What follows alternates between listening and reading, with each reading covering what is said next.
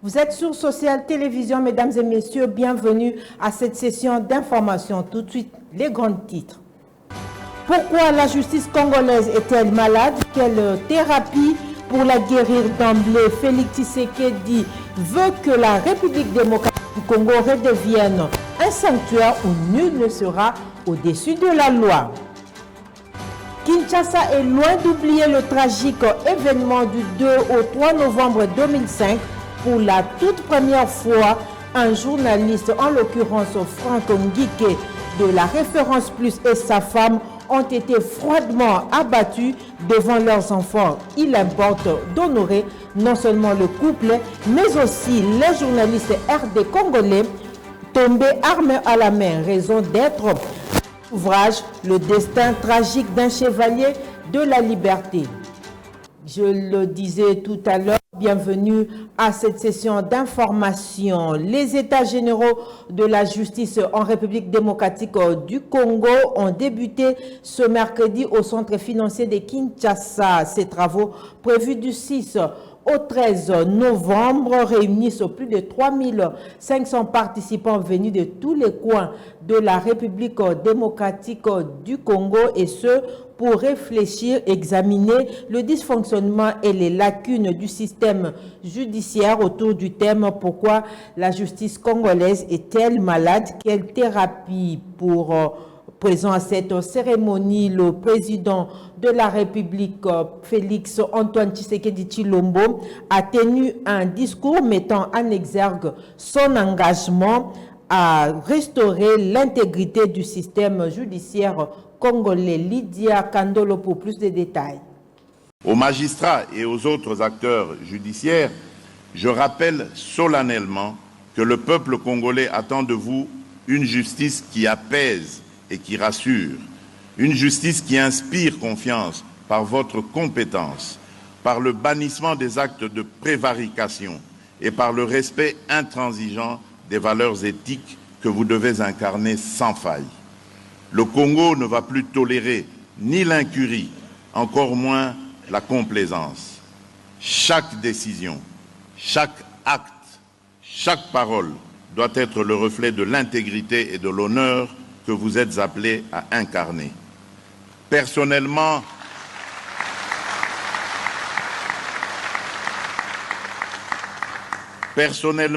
je crois en vous et que, loin d'être la risée de la société, vous pouvez encore donner le goût de ce noble métier à nos enfants pour qu'ils aspirent à devenir des magistrats et à appartenir à votre corps d'élite.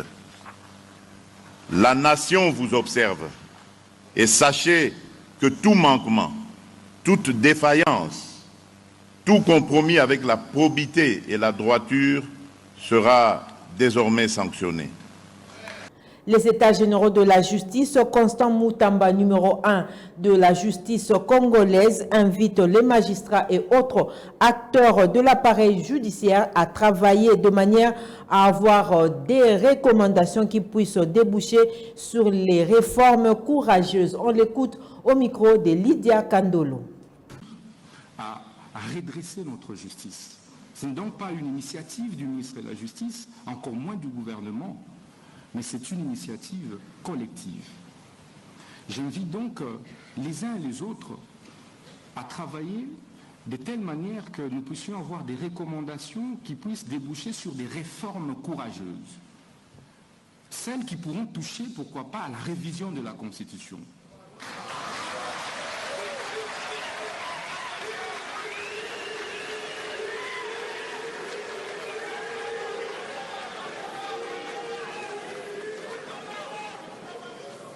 Parce que, Excellence, Monsieur le Président de la République, comme disait Rouvillois, les constitutions ne sont pas des tentes dressées pour le sommeil.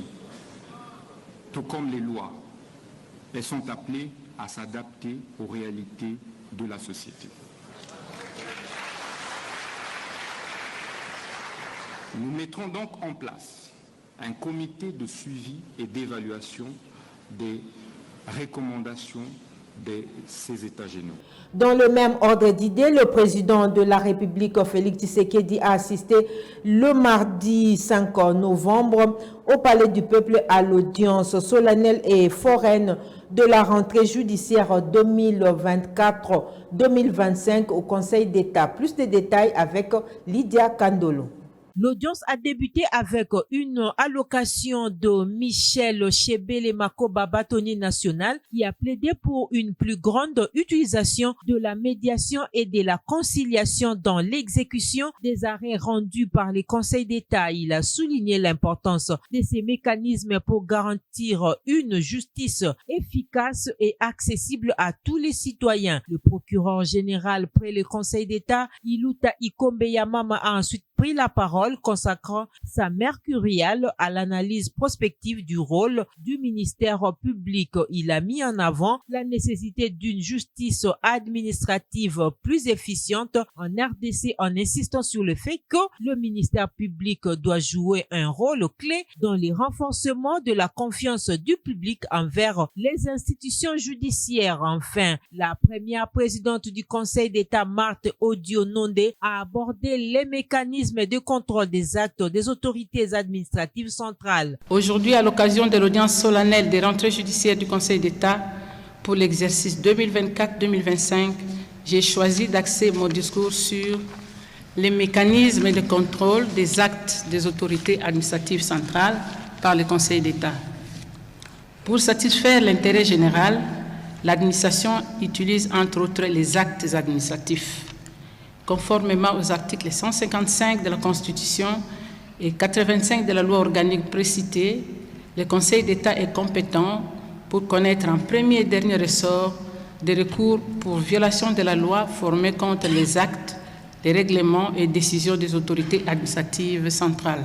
Son intervention a mis en lumière le rôle essentiel du Conseil d'État dans la surveillance et inspection des juridictions administratives, un pouvoir qui lui confère la responsabilité de veiller à la légalité des actes administratifs. Restons encore dans le giron de la justice pour dire que le Conseil d'État n'est pas compétent pour statuer sur le type de litige entre la société Padiat contre le ministère de la Santé sur la résiliation de contrat de la gestion de l'hôpital du Cinquantenaire. Les avocats du ministère de la Santé nous en parlent. On écoute.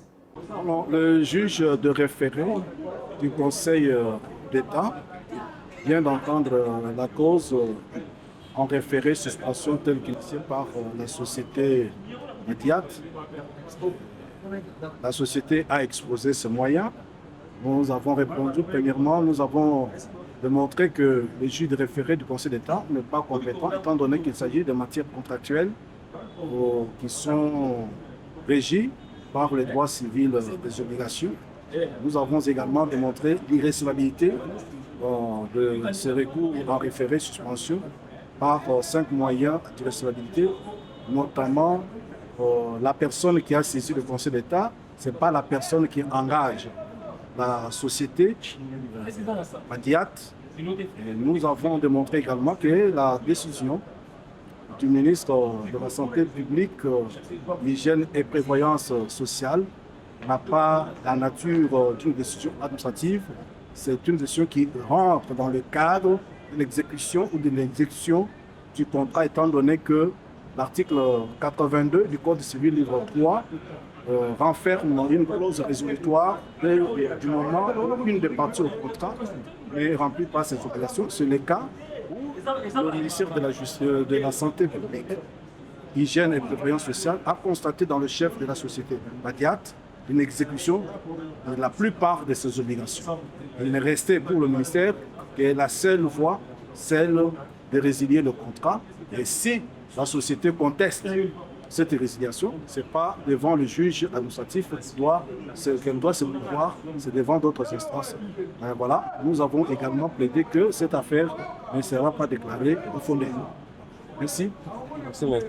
Tout à fait autre chose à présent, les Fonds monétaires internationaux sollicitent l'appui de la Chambre basse du Parlement pour la mise en œuvre de son nouveau programme avec le gouvernement congolais. C'est ce qu'on peut retenir de l'audience que le président de l'Assemblée nationale, le professeur Vital Kamerhe, a accordé à la délégation du Fonds monétaire international. Lydia Kandolo pour le reportage.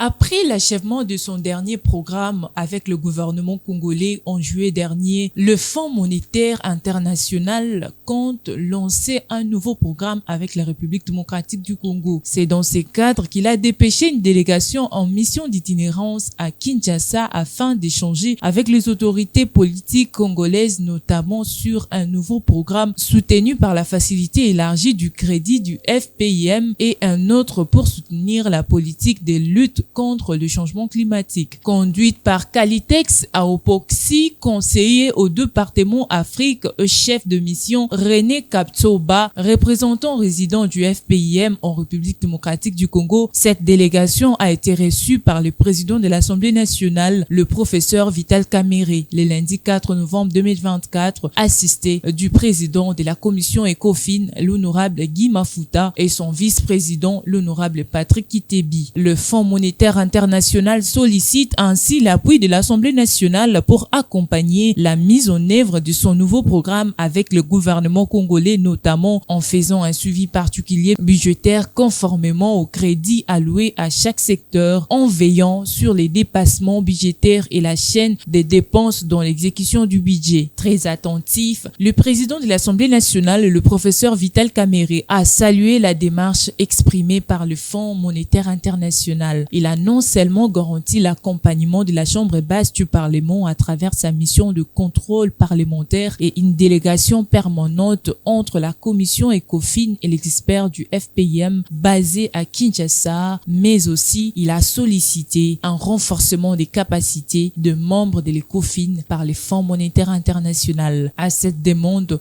le chef de mission du FPIM a annoncé que cette institution financière internationale basée à Washington va envoyer, selon les calendriers fixés par l'Assemblée nationale, ses experts pour faire le renforcement des capacités de la commission ECOFIN. Nous sommes venus rendre visite au président de l'Assemblée nationale et à ses équipes pour faire déjà le point sur le programme qui a expiré en juillet dernier et puis les objectifs du nouveau programme, et ensuite solliciter son soutien pour aider à la mise en œuvre des nouveaux programmes. Parce que l'Assemblée nationale a un rôle très important à jouer pour la crédibilité du budget, la mise en œuvre du budget, et l'Assemblée y travaille. Donc c'est la question pour nous maintenant, c'est comment est-ce que ces efforts de l'Assemblée nationale peuvent aussi accompagner le programme pour que le programme soit un succès. De son côté, le vice-premier ministre, ministre de l'Intérieur, Sécurité, Décentralisation et Affaires coutumières, Jacquemain Chabani, a reçu en audience le mardi dernier l'ambassadrice du Royaume-Uni au menu de l'entretien, l'accompagnement du Royaume-Uni à la RDC sur le plan sécuritaire et humanitaire. Suivant. Le patron de la sécurité, Jacquemain Chabani Louko, a échangé ce mardi 5 novembre avec l'ambassadrice britannique dans son cabinet de travail. En visite de prise de contact, Alison King est venue réitérer la volonté du Royaume-Uni pour accompagner la République démocratique du Congo sur le plan sécuritaire et humanitaire qui secoue l'Est de la RDC avec les 7 millions de déplacés internes suite à la guerre d'agression dont est victime la RDC sous silence total de la communauté internationale. Au-delà de cette situation, la diplomate britannique a salué les avancées significatives de la RDC concernant le respect des droits de l'homme avec son élection au Conseil de droits de l'homme aux Nations Unies à Genève. Elle a en outre encouragé les efforts du patron de la territoriale dans la politique de la gestion des conflits communautaires interethniques pour garantir la cohésion des communautés en RDC. Je crois que nous avons plusieurs dossiers où on peut continuer à explorer les possibilités d'un accompagnement. Aussi, comme j'ai mentionné, on a abordé des discussions concernant le respect les avancées dans la protection des droits de l'homme, de la femme aussi, parce que voilà, nous sommes des femmes.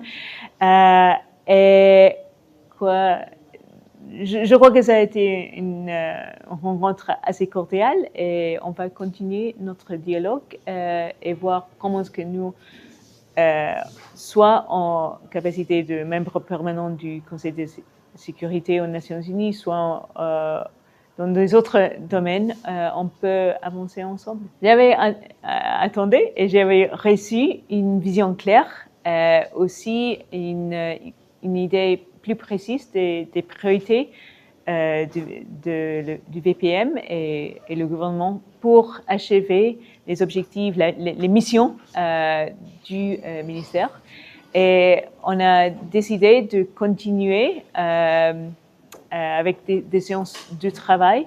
Ces premiers contacts qui s'inscrivent également dans le cadre du suivi consulaire va privilégier la relation bilatérale croissante entre les deux pays en appuyant et soutenant les efforts de la décentralisation déjà entrepris dans un pays aussi vaste tel que la RDC. La situation de la sécurité interne et la lutte contre la haine ainsi que l'incitation à la haine tribale ont été également abordés par ces deux personnalités. Désengorgement du trafic routier à Kinshasa, première évaluation des mesures qui ont été mises en place autour du vice-premier ministre, ministre des Transports et Voies des Communications, Jean-Pierre Bemba Gombo. Reportage signé Lydia Kandolo. Après 7 jours d'application de mesures à titre expérimental et des simulations pour fluidifier le trafic routier dans la ville-province de Kinshasa, une réunion de travail présidée par le vice-premier ministre, ministre des Transports, Jean-Pierre Bemba, qui avait comme objectif d'évaluer les premiers résultats de l'expérimentation et de définir les axes d'amélioration, a eu lieu ce lundi 4 novembre 2024 à Kinshasa. La Commission nationale de prévention routière ayant déployé des équipes sur terrain ont révélé de signaux positifs. En effet, depuis la mise en place du dispositif, le quotidien des usagers de la route s'améliore progressivement. Dans certaines zones, les automobilistes ont vu leur temps de trajet se réduire considérablement. Nous avions aussi bien dit que nous étions à une phase expérimentale. Donc, comme on est dans une phase expérimentale, il faut s'attendre à ce que là où ça ne marche pas, qu'il y ait des remous. Mais la réunion d'aujourd'hui on a beaucoup plus parlé sur l'évaluation, effectivement, d'une semaine d'expérimentation. Et je crois qu'avec toutes les interventions d'aujourd'hui, nous pensons que nous allons encore améliorer davantage pour que la circulation soit fluide d'un côté comme de l'autre côté. Cependant, le comité a relevé que certaines artères demandaient un renforcement des dispositifs pour optimiser la fluidité de la circulation. L'expérimentation va s'étendre sur les nouvelles artères dans les jours qui viennent. Le destin tragique d'un chevalier de la liberté des grâces, Ngike, a été présenté et baptisé ce mardi à la bibliothèque du centre Wallonie-Bruxelles en 184 pages. La fille du journaliste abattu avec sa femme relate la scène tragique et les conséquences sur les orphelins. Reportage.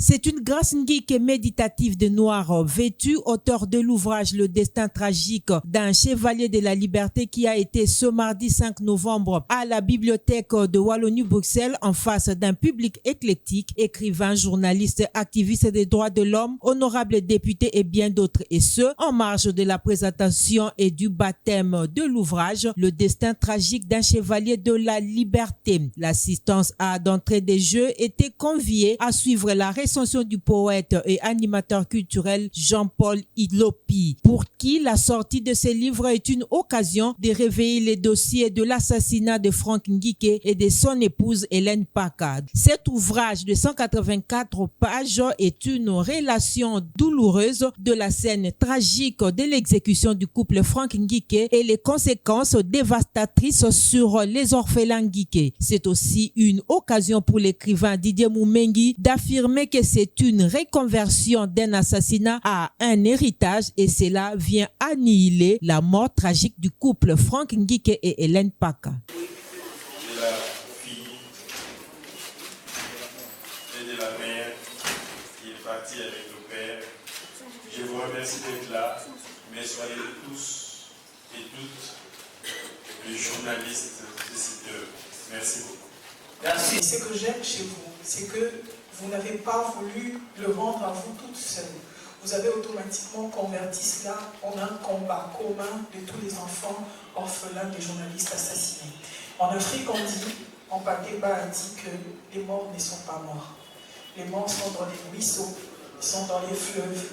Mais aujourd'hui, moi je vais dire que les morts ou tes parents sont ici, dans cette bibliothèque. Ils te regardent et ils sont fiers de toi. Merci. 3 dimensions ont guidé l'autrice grâce au Mambou Kangundu, à savoir purger la conscience des orphelins Ngike. C'est une lettre adressée au gouvernement actuel pour connaître cette histoire et pour insister pour une suite favorable au plaidoyer pour la mémoire des journalistes assassinés et aussi pour immortaliser le journaliste Frank Ngike. Frank Ngike, journaliste chevronné au quotidien La Référence Plus, et sa femme Hélène Paka ont été froidement abattus dans la nuit du 2 au 3 novembre 2005 dans leur domicile. Un crime odieux et crapuleux qui mérite le slogan « Plus jamais ça ».